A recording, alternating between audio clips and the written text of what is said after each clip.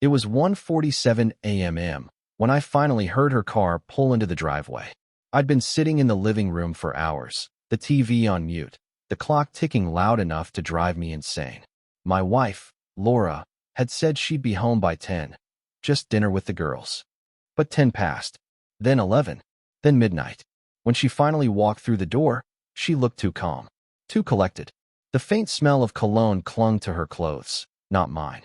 She dropped her purse on the counter and smiled like nothing was wrong. "You're still up?" she asked lightly. "Where were you?" I kept my voice steady, though it took everything in me. "Dinner ran late. We had a few drinks." "Until 2 in the morning?" She sighed, rolling her eyes. "You want the truth? Fine. You deserve it. I cheated." Just like that. No tears. No hesitation. A confession like a slap, followed by a faint, cruel grin. I didn't explode. Didn't even stand up. I just nodded. Slowly. "How long?" "Does it matter?" she said, folding her arms. "You've barely looked at me for months. You stopped caring first." Maybe she was right. Maybe something had broken long before tonight. But hearing her say it still hurt. "Who is he?" I asked quietly. She met my eyes. "Someone who listens. Someone who still sees me." I stood up, calm now, almost too calm. "Good for you," I said, and walked upstairs. In our bedroom, the shadows felt heavier than usual.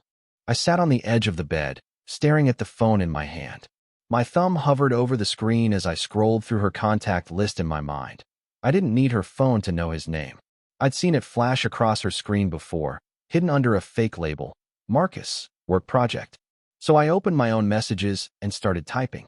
"Hey Marcus, this is Laura's husband. Just wanted you to know, your wife deserves to hear what's been going on. I'll make sure she finds out tomorrow." I stared at the words for a long moment, then pressed send. No rage, no satisfaction, just silence. A message sent, like a stone dropped into dark water. I set my phone on the nightstand and lay down, eyes open, the ceiling spinning above me. Downstairs, I could hear Laura moving around, probably convincing herself she'd finally told the truth. Tomorrow morning, she'd check her phone and realize that I had, too. I woke up before sunrise, though I don't think I'd really slept at all. The house was unnervingly quiet, that kind of silence that hums in your ears. I could hear Laura's faint breathing beside me, steady and peaceful, like she hadn't detonated our marriage just hours earlier. For a moment, I just stared at her. The woman I'd built a life with, shared years and memories with, now felt like a stranger wearing my wife's face. Her hair spilled across the pillow, her wedding ring still on her hand. I wondered if she even realized the weight of what she'd said last night, or if she'd convinced herself that telling the truth somehow made it noble. When her alarm buzzed, she groaned softly, stretching like it was just another morning. "You're up early," she mumbled. "Couldn't sleep," I said. She sat up, rubbing her eyes. "I meant what I said last night. I'm not going to keep lying." I nodded. "That's good. Lies always come out eventually." Something flickered in her eyes. Confusion, maybe even unease. She reached for her phone on the nightstand, thumb brushing the screen. I didn't move. I just watched. Her expression shifted almost instantly. Her face drained of color. She blinked, opened the screen again, and read something twice before whispering, "What the hell?" I didn't need to ask what she was looking at. I already knew. Her voice rose slightly. "What did you do?" "I told the truth," I said quietly, standing up and pulling on my jacket. "John, tell me you didn't." "I did," I interrupted. "I texted Marcus. I told him his wife deserves to know who he's really married to." Her eyes widened, disbelief turning into panic. You don't even know his wife." "No," I said, stepping closer. "But she deserves the same honesty you were so proud of last night." She stood there frozen, clutching her phone like it might save her. "You ruined everything," she whispered. I almost laughed at that, the absurdity of it. "No, Laura. You did that when you walked in at 2 a.m., smelling like someone else." She turned away, pressing her fingers to her forehead. "You don't understand. It's not what you think." "Then what is it?" I asked. "Enlighten me." But she didn't answer. She just stared out the window, her reflection ghosted in the glass. Downstairs, I poured myself a cup of coffee, my hands trembling just enough to make the spoon rattle against the mug. Through the kitchen window, the first light of morning crept over the fence, soft and gray. It should have felt like any other day, But something inside me had already shifted. My phone buzzed on the counter. A new message. Unknown number. This is Rachel, Marcus's wife. Please call me. I stared at the words for a long time. The reality of what I'd done hit me in a strange way. Not regret, exactly, but a sinking awareness that the fuse I'd lit was already burning fast. I looked up toward the staircase where Laura stood at the top, pale and silent, watching me with wide eyes. For once, she didn't have anything to say. Guess it's time for everyone to know the truth, I said quietly, more to myself than to her. And with a steady hand, I picked up my phone and called Rachel. Rachel's voice was cautious when she answered. Hello? Is this John? Yes, I said. I'm Laura's husband. A pause. I figured. I saw your message this morning. I guess that's true then. It is, I said quietly. I thought you should know. She let out a slow breath. I knew something was off. Marcus has been different lately. Staying late at work, new clothes, new cologne. Her voice cracked slightly. Guess I just didn't want to believe it. I'm sorry, I said. And I meant it. Don't be. You did what I should have done months ago. Stop pretending. Another pause. How long? I don't know, I admitted. Long enough for her to stop caring who finds out. Then I guess we're both done living in the dark. Maybe, I said. But I didn't call to hurt anyone. I just thought you deserved the truth. Thank you, she said softly. At least now I know I'm not crazy. We hung up after that. Brief, quiet, almost clinical. Two people tied together by betrayal, trying to find a little dignity in the ruins. I lowered the phone, rubbing my face with both hands. That's when I heard it, the creak of a step. I turned. Laura stood halfway down the stairs, barefoot, hair a mess, her expression sharp and livid. What the hell did you just do? She hissed.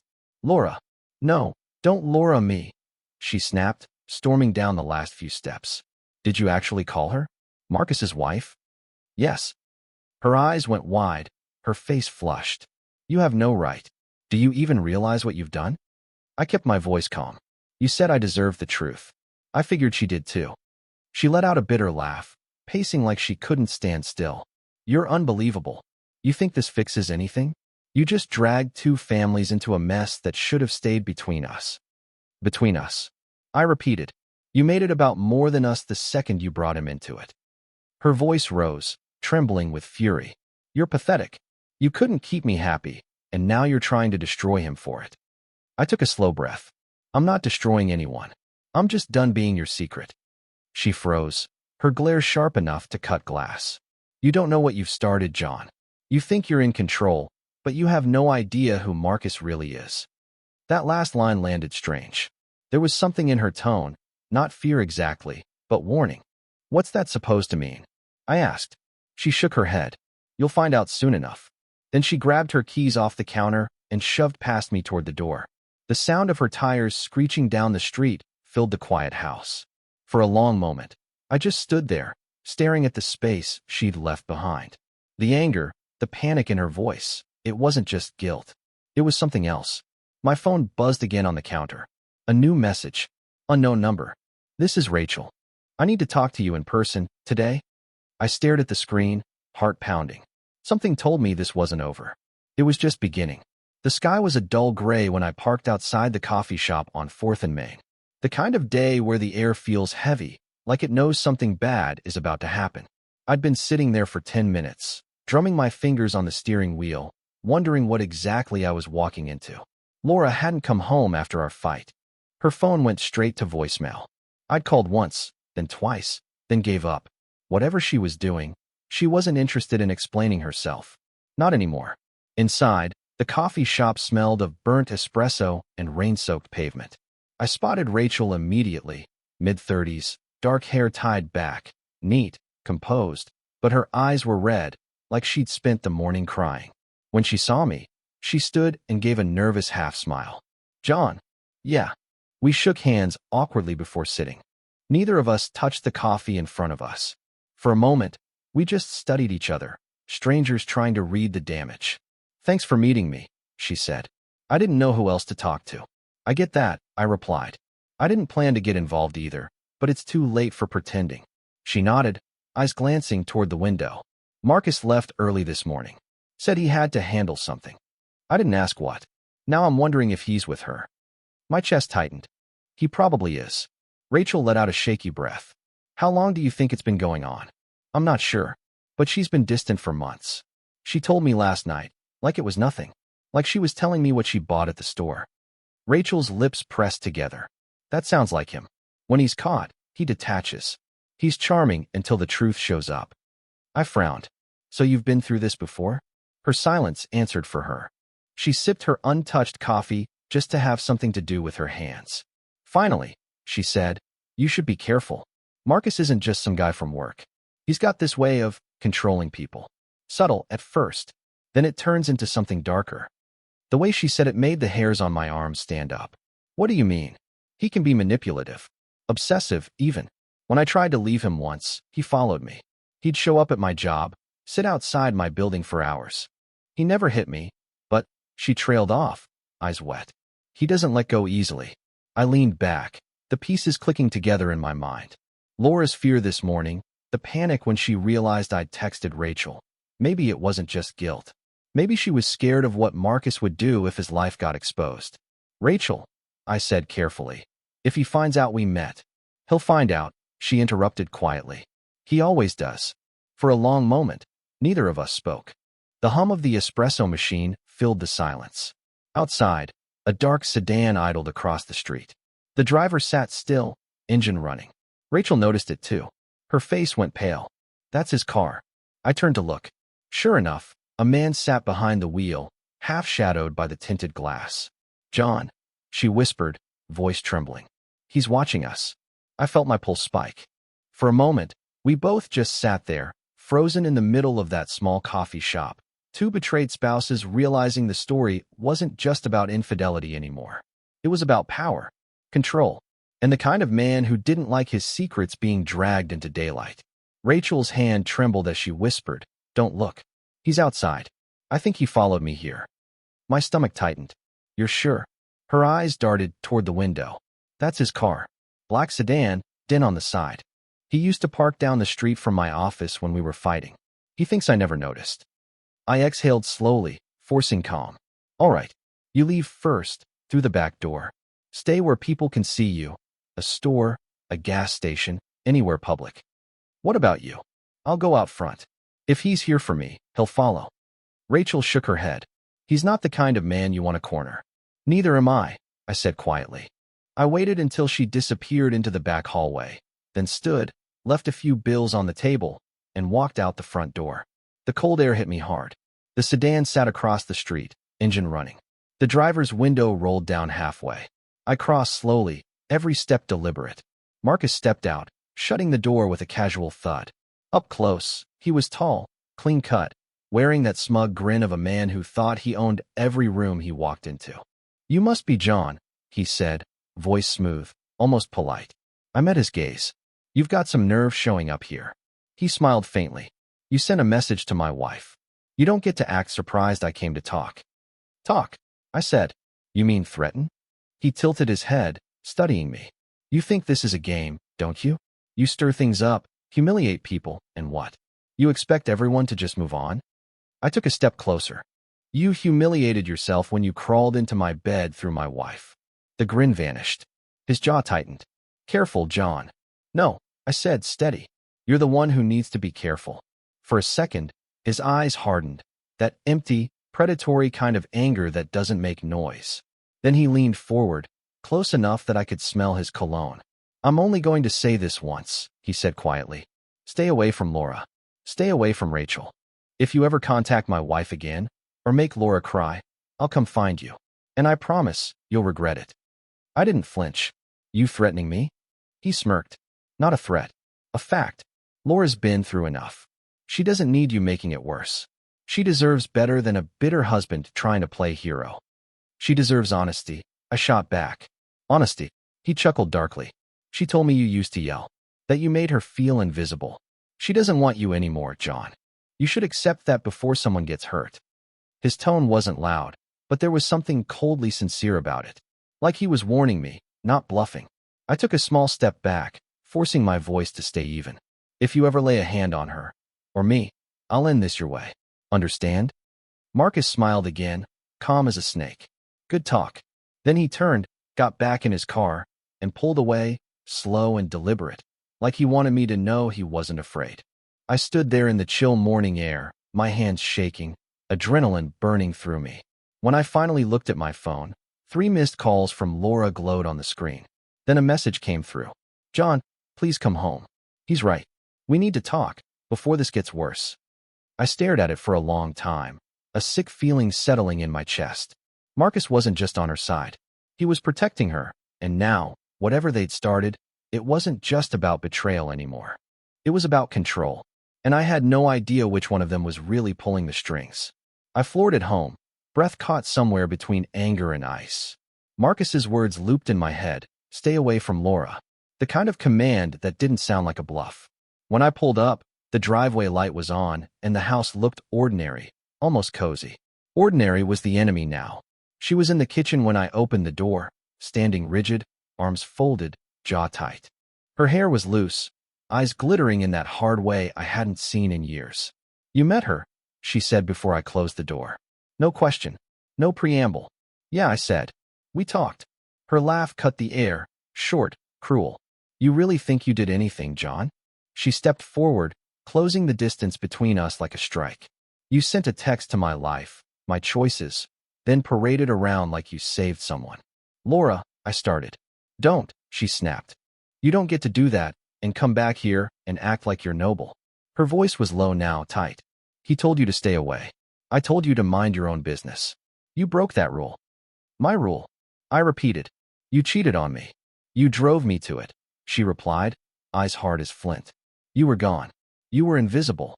I told you every way you failed me. You heard the words and kept doing nothing." I could smell the adrenaline on her, sharp and metallic. "So you're defending him now?" She stepped closer, face inches from mine. "He protects what's his," she said, "and I protect what's mine. You forced his hand. Now you'll suffer the consequences if you keep meddling." Consequence. The word sounded small in my mouth. Her hand came up, not to strike, but to frame her words, precise and deliberate. "Listen to me. You want to keep digging? Fine. But understand this. If you go to the police, if you humiliate Marcus in public, if you try to drag Rachel into your crusade, I will make your life worse than any rumor he can spread. I have friends. I have access. I know how to make things break where they hurt the most." Her smile was thin, and I'm not bluffing. For the first time in the house's long history, fear slid under my skin. Not the soft, flinching fear of a soft-voiced apology, but something colder, instrumental, practiced. She sounded like a person who had rehearsed threats and kept them in reserve. "You threaten me?" I asked, incredulous.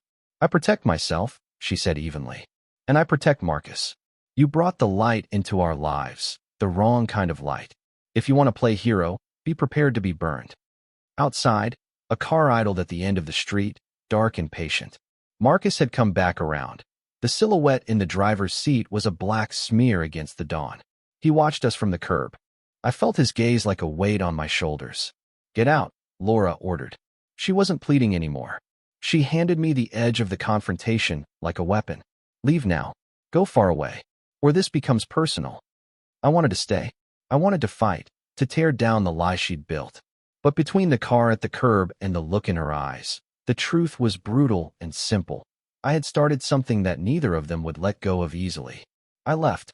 The headlights on the street blurred into a single, relentless promise that this was only beginning. I drove until the street lamps blurred into one long smear of yellow. Every red light felt like a countdown, not until dawn, but until whatever fragile order we'd known finally snapped. I didn't go home. Instead, I drove to meet Rachel and a friend she'd trusted, a woman named Tanya who worked nights and didn't flinch at messy truths. We met at a diner 3 blocks from the marina, booth in the far corner where the windows fogged with coffee steam. Rachel slid into the seat with a folder clutched to her chest like a talisman. Inside were screenshots, timestamps, photos of Marcus and Laura together, receipts, the kind of small betrayals that add up to a dossier. Tanya's phone was already recording, not for a channel, not for revenge, but for insurance.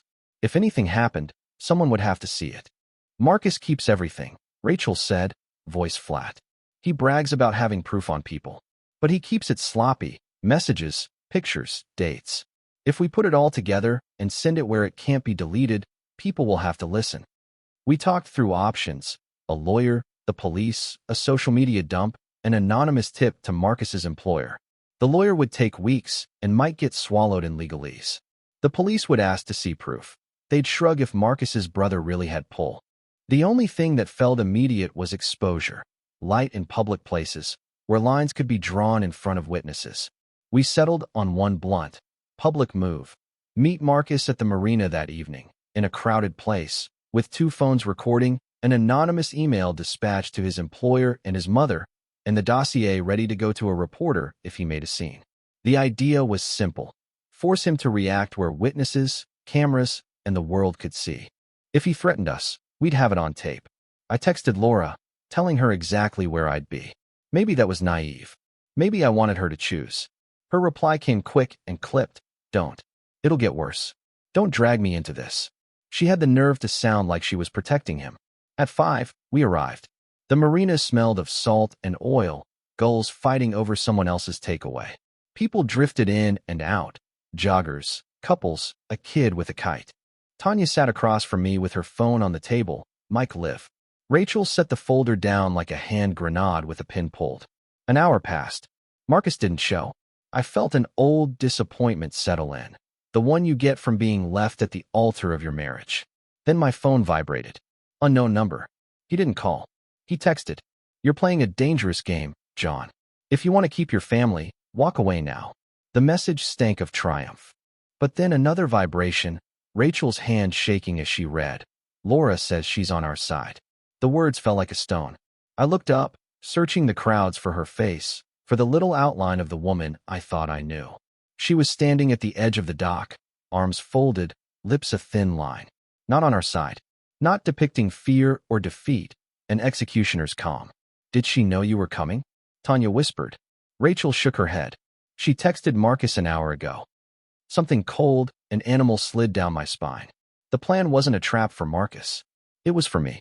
They'd known. They'd let us parade into the light on purpose. My phone buzzed again. This time, a voice message. Marcus's tone was low, almost tender, like a man reading a lullaby to a child. "You dragged me out. Fine. Come down to the boathouse. One-on-one. Don't bring anyone." Laura's position on the dock hardened. She watched me with something like disappointment. "Go," she said. "Finish it." I stared at her. The marina hummed around us, oblivious. The friend in me wanted to call the police. The man in me wanted proof, confrontation, to end it clean. The father in me wanted to think of the kids who slept 2 streets over in their beds, who hadn't asked for any of this. I got up, hard a hammer. The world narrowed to the path between the dock and the boathouse. Behind me, the 2 phones kept recording, catching the salt air and our steps, and the sense that whatever happened next would unspool everything. The boards creaked under my shoes as I walked down the dock, every sound amplified by the quiet. The air smelled like salt and gasoline, and the sun was bleeding out over the water, that bruised kind of light that makes everything look like it's already half dead. Marcus was waiting by the boathouse door, hands in his pockets, posture loose, almost casual. But his eyes, those dark, watchful eyes, tracked every step I took. He looked like a man who'd already rehearsed the outcome. "Glad you came," he said. "I was starting to think you'd finally learned to take orders." "Not really my thing," I said. "I'm here to end this." He smirked. "End it? John, this isn't a movie. There's no need ending. You started something you don't understand." "Then explain it," I said, moving closer. "Because from where I stand, you're just a coward who hides behind my wife." He stepped forward, the fake calm evaporating. "You think she's still yours? She made her choice. You were done the second she came to me. You didn't lose her, you drove her away. You threatened her," I said, voice rising. "She told me what you did. The recordings, the blackmail." He laughed, a low, cruel sound that made my skin crawl. "She told you that, did she? That's cute. Did she also tell you she helped make those recordings? You really think Laura's the victim here?" My heart hammered. "You're lying." "Am I?" he said, stepping even closer. "She wanted this. She planned it. You were the weak husband, the dull story. She was done pretending. I just gave her an exit and a little leverage." The pieces clicked in a nauseating way. Her coldness, her threats, her defense of him. It wasn't just loyalty. It was partnership. "Why?" I asked. What do you two get out of this? He shrugged. Money, reputation, control. You're the perfect scapegoat, unstable husband, jealous, violent. Once we're done, you'll look like the villain, and we'll both walk away clean. I took another step forward, fists tight at my sides. You think I'll let you destroy me? He smiled. You don't have a choice. Something behind me creaked, a shadow near the door. Laura. She'd followed us, standing half in the doorway, half in the fading light. Laura, I said, tell him it's over. Tell him you're done with this. She didn't answer. Her eyes flicked from him to me, then back again. Do it, Marcus said softly. Her voice came out steady. He's right, John. You're done. The words hit harder than any punch. She looked at me like I was something already buried. Marcus grinned, turning slightly toward her, and that tiny distraction was all I needed. I lunged, shoving him back against the wall. The two of us crashed into a stack of crates, his fist catching my jaw, my shoulders slamming into his ribs. The sound of splintering would fill the air. Stop it, Laura screamed. But I didn't. I pinned him against the wall, his breath hot against my face. You think you can ruin my life and just walk away? He smirked, blood on his teeth. Already did. And then, a sharp metallic click. Laura, standing there, Marcus's gun in her hand. Enough, she said, voice trembling but deadly calm. Move, John. I stared at her, chest heaving. You're really doing this? She nodded once. You brought this on yourself. Marcus straightened behind me, wiping blood from his lip, that smug smile creeping back. I stepped back slowly, hands raised. You think this ends well for you? You think you get to walk away? She hesitated, just enough for doubt to flash across her face. And outside, faint but clear, the sound of sirens began to wail. Rachel had called the police. For the first time, Marcus's calm broke. He turned toward Laura. What did you do? But her hand was shaking now, the gun lowering slightly. When the sirens drew closer, I realized something strange. None of us were in control anymore. Not Marcus. Not Laura. Not me. Just the truth, roaring closer like a storm that had finally found us all.